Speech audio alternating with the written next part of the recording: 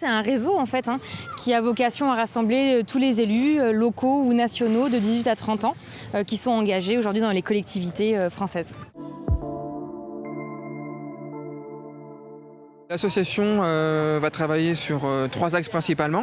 Un axe entre les jeunes élus, donc fédérer les jeunes élus, faire qu'il y ait un échange, des formations, travailler avec nos aînés, avec les maires en place, afin de les sensibiliser à l'engagement des jeunes en politique, car on sait très bien, pour que des jeunes soient élus, il faut qu'il y ait des élus en place qui tendent la main des jeunes. Et enfin, un travail de pédagogie envers les jeunes, parce que les jeunes se désintéressent de la chose publique, de la politique au sens noble, et on sera amené à intervenir dans les lycées pour sensibiliser les jeunes à la chose publique. Qu'on leur montre que non, ce n'est pas une affaire de personnes d'un certain âge.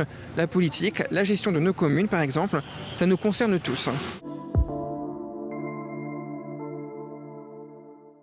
L'enjeu, c'est de donner envie aussi à des jeunes de s'engager. On l'a vu dernièrement sur les renouvellements des assemblées départementales et régionales. Très peu de jeunes sont rentrés en Vendée. Il n'y a pas de jeunes de moins de 30 ans dans le conseil départemental de Vendée.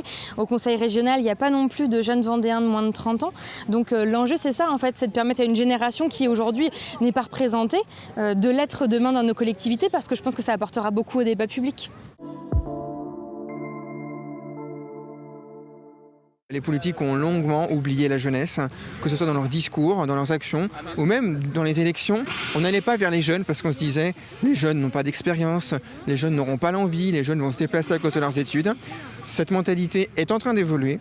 De nombreux jeunes ont la chance d'être élus aujourd'hui au sein de leurs conseils municipaux, et on peut se rendre compte qu'en fait la jeunesse, c'est pas une barrière, c'est pas un frein, mais c'est un atout. Ça permet de rendre nos conseils municipaux beaucoup plus diversifiés, et c'est en ayant toutes les opinions, tous les points de vue, des jeunes, des moins jeunes, des hommes, des femmes, peu importe la catégorie socio-professionnelle, de construire un projet et de travailler pour l'intérêt général, tout simplement. Il y a beaucoup de jeunes engagés dans le militantisme associatif, etc.